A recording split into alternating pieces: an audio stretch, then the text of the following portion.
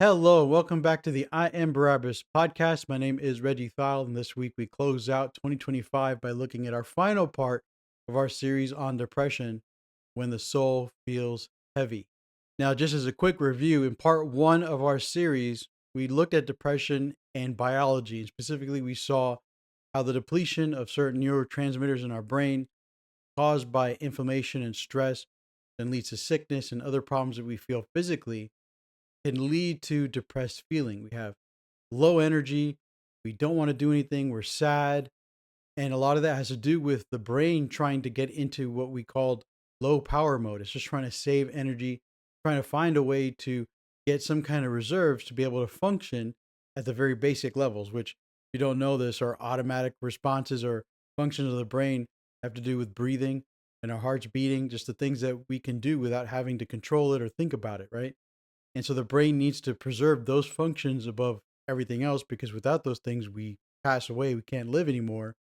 And as a result, then, of all the stress we're going through, inflammation in the body again, sickness, there's a depletion of all this activity in our brain that normally makes us feel better or feel good about what we're doing because now the brain just wants to go to sleep. It wants to rest. It wants the body to rest.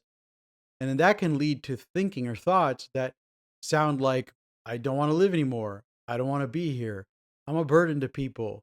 Nobody likes me. The stuff we discussed in part two. And so we saw how biology then can lead to these depressed thoughts and feelings, even where we're just having these ideas about ourselves. We interpret our world around us and we start to think again that we're not worthy of anybody's attention or even worth living at all.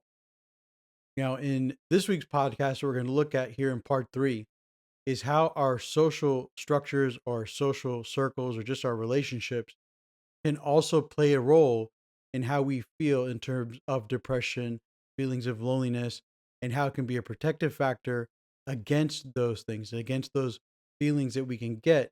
Again, going back to that chain of events, starting with the biology and just being tired through those thoughts, and then to those desires to just want to end your life. Now, what's interesting about the idea of relationships and our social circles and how they play into depression and how they can be a protective factor against depression or even make it worse makes me think of Genesis chapter 2, where before human beings sinned, before human beings did what God said not to do, we were disobedient.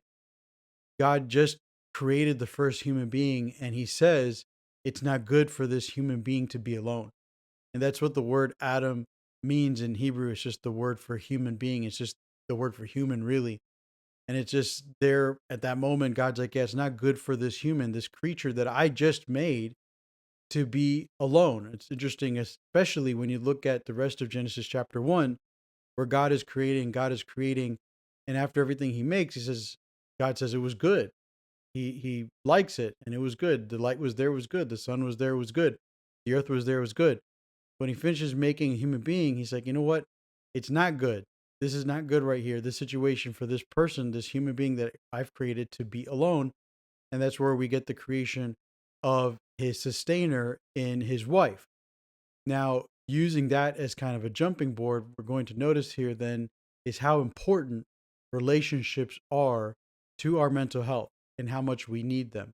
In fact, in psychology, we know that if there's a person who says they really don't need people, and we do all the testing, we verify, like, yeah, they have this feeling, this not more than a feeling, they have this personality, it leans towards being alone.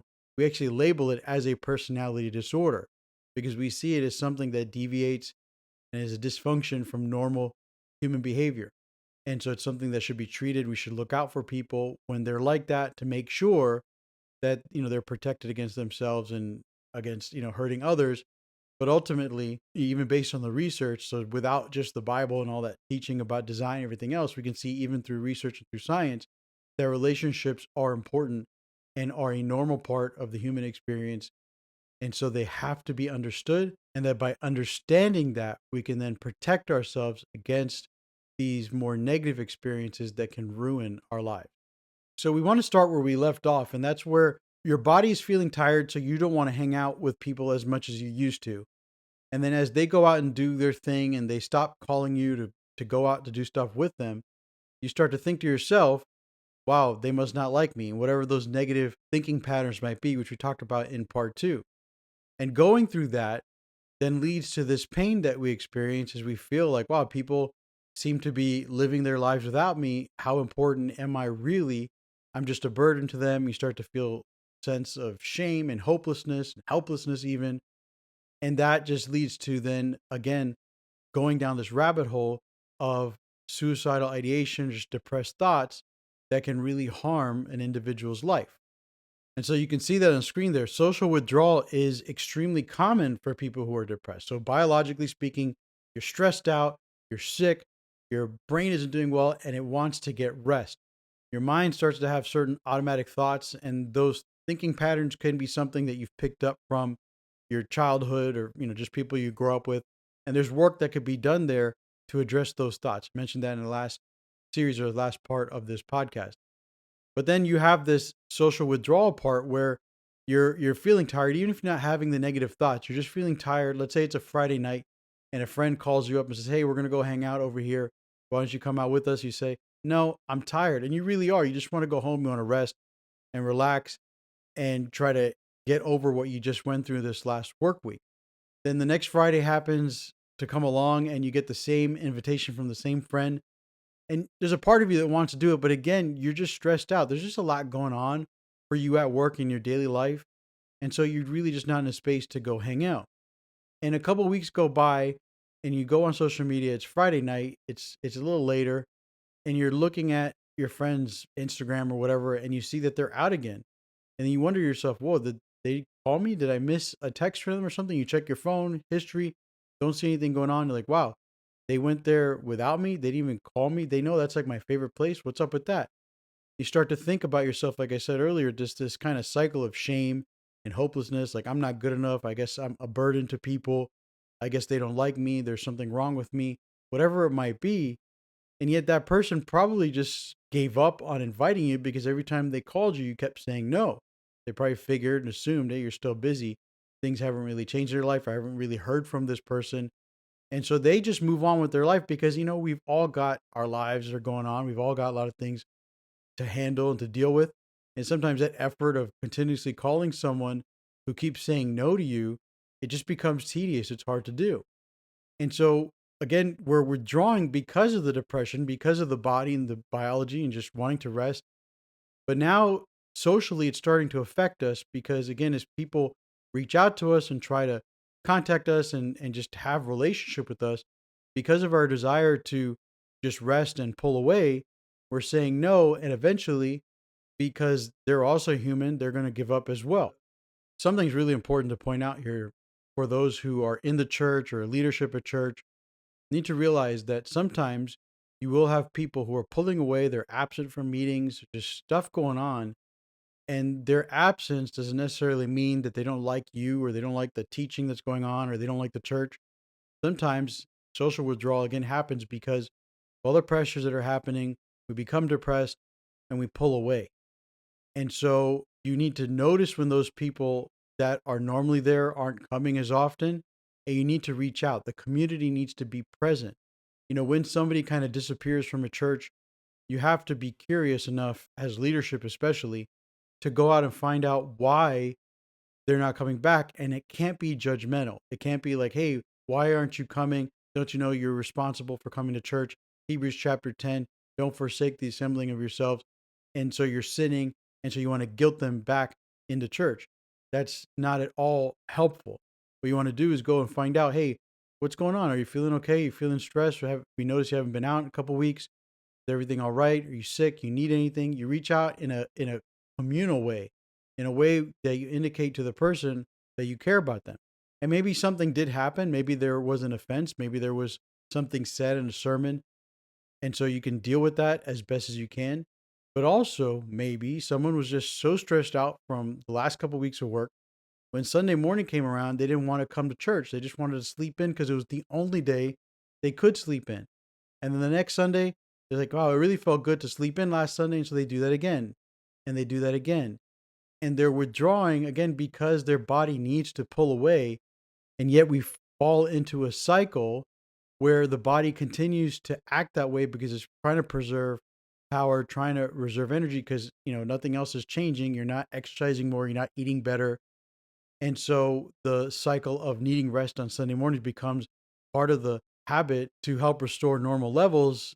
And then all of a sudden you stop going to church. Again, just to try to point out for those of you who are in leadership, or really if you're just a church member going somewhere, that when someone pulls away, you should check up on them because, again, it is a sign that depression may be imminent or already occurring and that things could get serious from here on out. Now, as we begin to withdraw from people socially because of the tiredness, then we start to feel lonely because, well, we started to withdraw from people. And loneliness is a real issue for any human being. I've heard it said a number of times recently that males are experiencing a loneliness epidemic. The reality is that a lot of people, a lot of different types of people, men, women, different ethnicities, races, cultures, backgrounds, whatever, struggle with the feelings of loneliness. And the reason why is, again, because if we want to look at it biologically or like from an evolutionary perspective, we're supposed to have relationships to protect ourselves. We're safer in a group, so on and so forth. From a scriptural standpoint, from a faith viewpoint, God Himself said we're not supposed to be alone. It's not good for us to be alone. And so when we are alone, we're going to feel it and we're going to know it's a problem. As cited there in Eisenberger 2015, the neural pathways that are activated when people are feeling lonely overlap with actual pain circuitry. So we feel the hurt when we're feeling lonely. It's something we can physically sense in our bodies. Like if you stub your toe or you break a bone or you tear an Achilles and you feel that pain, loneliness is felt the same way. And the reality is that chronic loneliness will then lead to depression. So let's say that someone isn't pulling away or withdrawing from church or from society, their communities, because they're tired, because of the biology and all of that. Let's say they're just someone who tends to be on their own.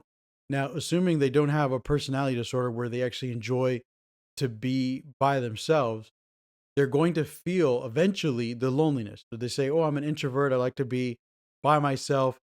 But ultimately, introverts also feel the loneliness and the need, the desire to want to be around other people. We just have a different way of going about doing that. When we hang out with people, we look forward to more meaningful interactions. We look for deeper connection. We don't like kind of like just surface talk or whatever, what the weather is like and just having a lot of different interactions, a lot of different people at one time. You like to go to church, and if you're there, you see someone you like and go and sit there and talk with them for 10 minutes during the break, not walk around and talk to everybody there all at once. And that's the one of the main differences between extroverts and introverts in that sense. But ultimately, whether you're an extrovert or you're an introvert, you don't want to be alone. That's not something you want. You rest, you feel re-energized when you do get some alone time as an introvert, but ultimately you do want to be around people. And so there are some people that convince themselves that because they're introverted or just because of who they are, their personality, that they're better off being alone or just isolating themselves and accepting that as kind of their fate. Reality is, though, that continually cutting yourself off from having a connection with other people will lead to depression because, again, that loneliness is feeding into this pain circuitry that's in our body, which will then increase the feelings of depression. And so, as you can see on the screen there, one of the ways to combat that, obviously, is to have strong social connections with other people. And you don't have to be connected with 100 people, with 30 people, or 15 even. A good solid core of 3 people in your life is good enough to avoid feelings of loneliness. When you drop under 3, that's when you start to run into trouble because you just have 2 and there can be, misstep in connections. Let's say it's your mom and dad, you're an only child. They're, 1 and 2, but they're also married to each other. And so you need to have that third, fourth, and up to 5 people in the inner circle to really help you feel like you have a connection to other human beings and to avoid those feelings of loneliness. So, on one hand, someone could be feeling completely fine, but just not have enough in terms of social connections. And then they can start to have those depressed feelings and thoughts, and the body starts to go through that process that we call depression. Then you also have, again, the case where it starts with biology and it leads into problems of thinking and then problems in your relationships. And what's interesting is that people who are depressed, so you're feeling that low dopamine serotonin level, you become more sensitive to rejection. So if normally someone says to you, no, I can't do that with you today, I'm busy, you feel it so strongly inside of you, like they just don't like you. They don't want to be with you. And then you start to anticipate abandonment. You start to anticipate that people aren't going to want to be around you. And so that's where loneliness, if you kind of let it fester, whether it's on one side of the track or the other, meaning whether it's leading to the depressed feelings in the biology or it's stemming from there, the problem is that it's just, again, going to make things worse. You're not meant to live life in this world alone. And if you remember in part two, we looked at Psalm 88 as an example of lament and what worship can look like even when someone is depressed. And in that psalm, we also see the psalmist say that God has taken away their closest friend. And that's also, again, tying in this idea that depression will lead to feelings of loneliness and withdrawal and broken relationships because that's just the nature, the course of events as it occurs as a disease, if you want to think of it that way, or really just a response by the body into all those stresses that we endure on any given day. So, in the last part, we looked at psychology and depression. I talked about the mind body feedback loop. Now, this time we can look at the social feedback loop of depression. And so we can see there is that withdrawal makes other people feel negatively towards you. Whether they're right or wrong about doing that, it's a whole other story, but it's how most people respond. And so you can see there the research says that depressive behavior, so those symptoms that we know as depression, like sleeping too much or not sleeping enough, eating too much and gaining weight or losing a bunch of weight, crying all the time, feeling sad all the time, thinking about hurting yourself all the time, those symptoms, which then people start to experience because you talk about them or they see them, it usually elicits negative responses from them. And so they pull back. They're like, I don't want to hang out with that person. I don't want to be around that person. Even someone you live with, let's say a roommate, and they're always depressed. They close the door. You don't see them. You don't hang out with them. And at first it bothers you. You're like, oh, we used to hang out all the time. But then you just start to walk out of the house that you live in or the place you're sharing without even saying hello. Let's say they're out on the couch one day, just like ignore them and go. Silent treatment, whatever. You're hurt, you're annoyed, you're just bothered by the person's behavior in general, not realizing that by doing that, you're reinforcing the experiences that they're already having about depression and about their withdrawal and about relationships. And so it creates this negative feedback loop. So when the depressed person sees that, they finally had the courage to get out of the room and sit on a couch in the living room. And then their roommate just like walks out without even saying hello, they're going to feel like, wow, I really don't mean anything to anybody. And they'll go back to their room, into that little the cave that they're in, close the door, and live in that darkness. And so that's that feedback loop that can happen, that social feedback loop. And so what that tells us is for those of us who are in a healthier place, we're not so much feeling depressed or even anxiety, but we see those people around us, we have to understand the impact that our behavior has on their feelings and their thoughts. And don't think of them again as being like overly sensitive. They're in their feelings. They just need to get over it. This is a real biological issue. There's really something going on in their brain that is limiting their ability to think rationally. And so they're automatically going to this place where it's just negative thought after negative thought. Then you gave them a negative social experience, and that's going to lead to more negative thoughts. And that again makes the brain even more and more depressed. That's what it means to be depressed. More and more of the neurotransmitters are just not being made and the activities lowering. And that, again, the only way it can end is if the life itself ends. And that's where suicidal ideation becomes the worst problem we're going to deal with when it comes to depression. So I have on the screen there some pastoral applications, what we can do differently to make sure that we're reaching out to people that may be depressed or at least withdrawing. And really, these tips aren't just for pastors and those of us who go to church.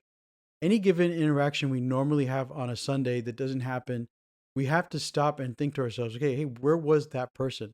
Like, there's a certain person I talk to almost every Sunday. At least I try to when I see him, say hello. And if I don't see him on a Sunday, like I went and he wasn't there, I will text them. It's like, hey, noticed you weren't there today. Are you okay? What's going on? A lot of times it's like, yeah, so and so got sick, kid got sick. Oh, we went on a trip. I forgot to tell you. That's usually what happens. And so you're like, oh, okay, good. Missed you. Oh, let's hang out again next week. Really just kind of common thing to do. And I'm not a pastor or anything, just regular guy going to church. And the key is though that a lot of us have relationships that other people don't have in the church itself. And our church is small, but there are certain people that I see on a regular basis that if I don't see them, it'll concern me or at least make me wonder, hey, they didn't come today. What's up with them? And then you have those relationships as well. They could be with different people. And that's important to understand. So we all have like a connection to each other in the fact that we go to church, but not every one of us is connected to each other directly. And it can't be only the pastor's responsibility to do that kind of outreach. Now, if the pastor hears about something happening, then of course you'd expect them to reach out and try to help. But ultimately, like as a community, again, the guy who sits next to you in the pew or is in front of you or to the back and left that you say what's up to, you don't see him. It's really important you notice that to reach out and make sure they are okay. And yeah, I know it's like, oh, just one Sunday I have to do that. Yeah, if people get stressed and depressed, and sometimes they're just forcing themselves to go anyway, and then they just finally decide not to go, and then because no one reaches out, it kind of confirms in their minds, like, you know what? Yeah, I thought that it didn't really matter if I went, and so they just continue to not come. And so, yeah, if they didn't come that one time, reach out to them. It doesn't take a lot. Like you see on the screen there, you can send a text, you can, call. I know that's not a favorite thing now with younger generations, but you can give a call to somebody and just see how they're doing. And go to social media, DM them, whatever. Just make an effort so that they know that they were missed and that they're cared about. And so even if they're not depressed or going through a hard time, at least they know that they would have someone to support them if they ever did go through that. And if they are going through something difficult, then in that moment, when you reach out to them, they start to have different thoughts like, wow, someone actually cares about me. And that makes all the difference. Now, to go along with that, if you do send the text, you find out they're not doing well and they skip church because they just want to sleep in, then try to practice presence. Again, you can tell your pastor or leadership, hey, so and so didn't want to come to church today because they're feeling depressed and just hope that they deal with it. But you're the friend that reached out. Maybe you're the one that should say, hey, I really did miss talking to you. You want to go grab a cup of coffee? You want to go have a meal? It'll be my treat. Just like a 20-minute kind of meeting can go a long way. So for that person who did skip out because they are feeling down, to have that interaction, to go beyond just the greet, just the hello, how are you, the checking in, to go beyond that, to actually have like relationship, be able to talk, even if they don't talk about anything serious, it can go a long way to helping them get out of that depressed mood. Now let's take all that information and integrate it with scripture and with a relationship with God. As I've said before, I'm going to say it again. Depression doesn't mean that someone's in sin or they're in rebellion. Stop making that assumption. It's just simply wrong to do that. It's not our jobs to judge why people are feeling the way they're feeling. Now, if you see someone who's drunk all the time and they're falling over, slurring the words, and they got, something in their hands or drinking, and you say, hey, you've got a problem with alcohol, okay, that makes sense. Okay. But not everyone who feels sad, depressed, or suicidal is feeling that way because, again, of some kind of sin in their life.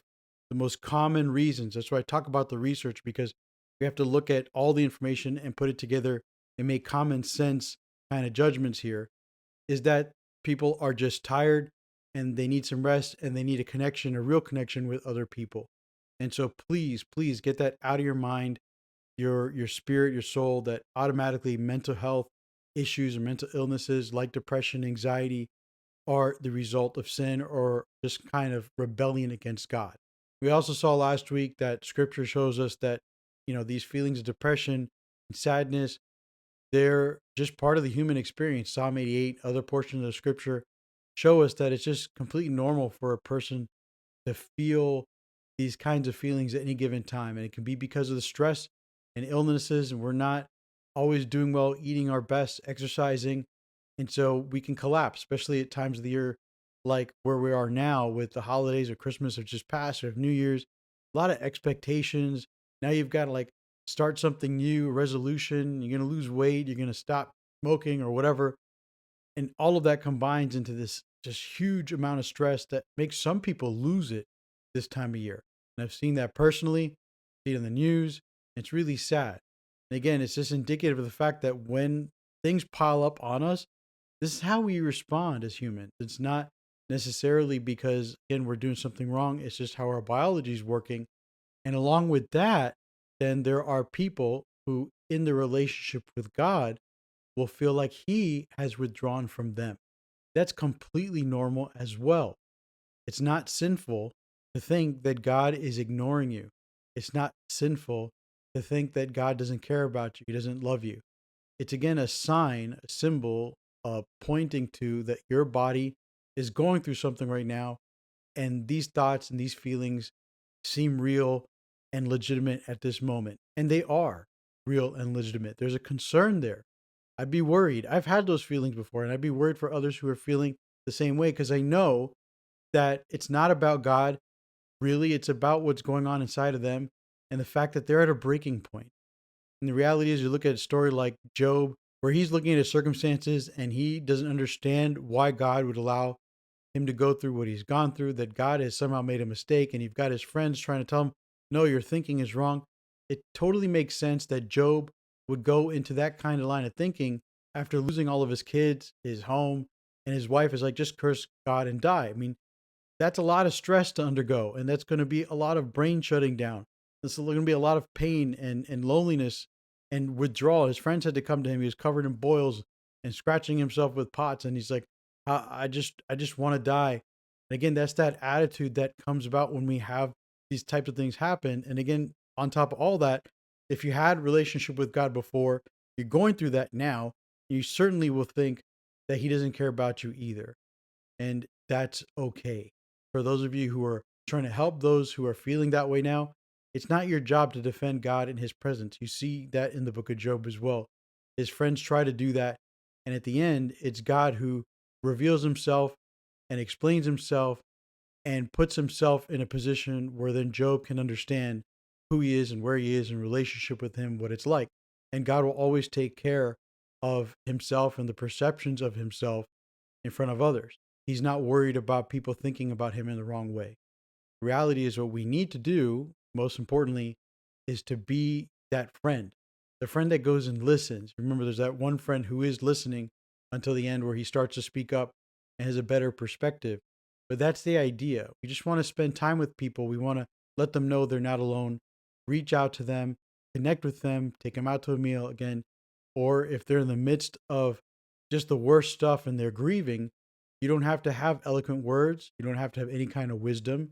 You don't need to try to convince them that God is good and He's not going to make a mistake and that what happened is part of His will. You don't need to do any of that. All you really need to do is go and sit there and let someone know you're there. If they want to talk, they'll talk. If they don't want to talk, they don't.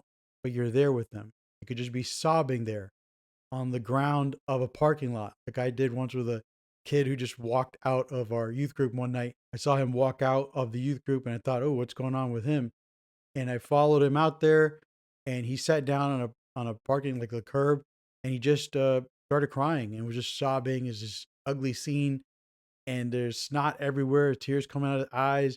He's trying to take off his glasses because they're getting all just wet and sticky from all that mucus. And I just sat there. I didn't say anything to him. And then finally he took some deep breaths and he goes, why does it have to be so hard? I said, what's so hard? And then we got into a conversation about what was going on. You look back on that moment, if somehow he's listening at this moment, I don't know if he remembers that, but he would just be like, wow, I cared that much about that. And it was insignificant. But sometimes we move forward in life and we look back on the things that we've been through. We're like, wow, that was actually really tough. It doesn't really matter how we judge it in the future. What matters is that moment we're there with each other, for each other, and we don't judge. We just sit and we listen and we offer a voice if that's what's needed. We offer a hug if that's what's needed. We offer a cup of water, a piece of bread if that's needed. Whatever it is, we need to let people know that they're not alone. And that's really the focus of what faith community should be about. It should be about relationship, it should be about creating a safe place for people to have safe relationships. So it drives me nuts about hearing the news like this pastor or that person in the church was abusing that child, or, doing this other kind of sin or committing adultery, whatever it might be, because what you're communicating to the world and to your church is that you're not safe or a safe place for them to be, for them to have relationships with each other. Because if you're allowing pedophiles and you're allowing those kinds of evil people to enter into your communities and be there and be part of the flock, and you're trying to say, oh, we forgive, like what exactly are you trying to do? It has to be a safe place for everyone to be able to gather together and to have relationship with each other. And so that has to be the focus of the leadership, actually, is not so much about doctrine, make sure everybody believes the same way that we believe. What really matters is making sure that each person who is in your building, in your community, is a safe person. Whether they're a believer or not, they have to be a safe person, professing believer or not, if that makes you feel better. Whatever the terminology is, because you can have people who say that they believe in Jesus and they're not safe people. Because you can say a lot of things with your mouth, but you only do one thing with your body, and that's either make people know that you're safe or let them know that you're not safe. And that's the kind of thing that we need to be policing better in our churches. And what's interesting is the research has shown for years, that people who are religious, like go to church and pray and just are involved in religious activities like giving and charity, they are protected against not only depression, anxiety, but also addiction and a whole other host of mental illnesses or just issues related to psychology and counseling. But the problem is that alongside with just being religious, you have to have that religious experience being taken place in safe places. You can't just have someone be religious and come to church and come to Wednesday night prayer meeting and go to everywhere at all the time. When you're doing something, the church is doing something, they're always involved. That's not enough. When they go, it has to also be safe. That way, the community becomes what it's supposed to be in terms of protection. All right, so just some thoughts to kind of wrap up here as we close out this series on depression when the soul feels heavy. Remember that the church, the community, is made for relationships, a place for a community to get together, for people to have connection with one another in a like mindedness, where you have that one faith, that one hope, that one spirit, as Paul described in Ephesians chapter 4, all tied into that one Savior. And so we have a community that's united by his work on the cross and his death and his resurrection. And so we come together because of him, and we hope to have that oneness with each other through him. And that's what he prayed for in John chapter 17, that we would have that close connection to each other as well as to him and the Father through the Holy Spirit. And remember that when these relationships are working out the way they're supposed to, they get weakened for whatever reason, that's going to increase the feelings of depression in our lives. And so we always have to be on guard for, ourselves. Like, man, I haven't been going for a little while, or I haven't been in touch with community. You need to guard yourself, and we need to look out for each other as well, and keep an eye out for those people that we know are normally there, they're not there anymore, and make sure we check up on them. And remember our example with Elijah and with others. God heals through presence. So Jesus healed through presence. I mean, he was there with people and he was healing them. And that presence matters when he looks at people and has that compassion. When you have lepers who can't be touched, they're being touched for the first time, and they're like, wow, he touched me. The woman who was bleeding for 12 years, the fact that he touched her, everybody who was around her for 12 years would have been staying away from her, because then they would become unclean, and there's a whole process of becoming pure again. And yet he reached out and touched her, and then he healed her, and he called her daughter, and he said that he loved her, and he sent her on her way. That kind of thing is so indicative of what it means for us to be healing partners as well in this world. I know we want to be able to just say, God, in Jesus' name, I pray that so and so cancer will go away. And God can and will do that kind of stuff when his will so desires. But one of the ways that we really have an impact with each other and actually heal each other through depression, anxiety, and other problems is just in the act of being there with somebody. And so just please keep that in mind. It's so powerful. Yeah, we all want the gift to be able to tell someone to get up and walk. but sometimes it's just us has to get up and go and walk over to our neighbor, sit down next to him, and to ask him, hey, what's going on? And then on top of that, remember that that whole process of healing your presence doesn't require any pressure. You don't need to force anybody into doing anything you want them to do. If they're not coming to church, okay, you keep reaching out to them. You keep texting, even if they're not responding to you. You never know if someone's got a problem with their phone where they're just not getting messages. But on top of that, even if they are, at some point they're going to know, oh, you know what? So and so actually did care about me. Maybe I can call them up. Maybe I can reach out, see how they're doing. And when you see that they do, you're like, wow, hey, what's up? I've been missing you. Let's get together. You have that enthusiasm because there's no pressure for them to get better. You just want to be there to help, right? A lot of people try to communicate like that they want to be there to help. Well, let me know if you need anything. But you kind of get the sense like, yeah, no, if I really ask them for help, they're going to want to help me in a way that they think they should help me, not in a way that I need. And that's something we need to distinguish in our hearts. Like, am I going to go and help somebody in a way that I think they need to be helped or in the way they need to be helped? All right. Thank you again for watching. Please like, subscribe, comment if you feel the need to. Share with those people that you think will benefit from this kind of teaching. Remember, you could always reach out to me. I am barabbasglobal.org. The link will also be down there in the description if you need to talk. You can reach out to me on social media. Some of you have my number. Just text me. I'm always available. And again, if it's not me that you can talk to or feel comfortable talking to, talk to somebody, reach out to somebody. One of the tips I got when I was struggling with depression a while ago was a counselor said, why don't you just ask, so and so that you're living with, really, it's a kind of roommate kind of thing, that you need to go out for lunch or something. I'm sure he would say yes. And I was like, yeah, I guess so. And so I asked him, I was like, oh, yeah, let's go. No big deal to him. And I'd seen him hanging out with other people. And part of me wondered, like, why he wasn't inviting me to go out with them. And yet it was because I was in this depressed mood. I was putting off that energy like I didn't want to hang out. And we had a great time. And then when I left that lunch, I didn't talk about anything serious, or maybe I did. I don't really remember. What I do remember is thinking, wow, that felt good. And so, again, it doesn't have to be me. Just reach out to someone that, your neighbor. If it's someone who lives in the same house as you, do that. If it's your wife, your husband, your kids, or one of your kids, just whatever, reach out. Stop living alone and make sure that if you are one of those people that are okay and you're watching this for just for education, just because you're interested, make sure that you please consider those around you that have been pulling away and ask yourself, is this normal? Has this happened a lot? And do I need to call them, contact them, and just go ahead and do it and be of help to them, even if they don't really need anything, at least they'll know you care. Thank you again for watching, and God bless.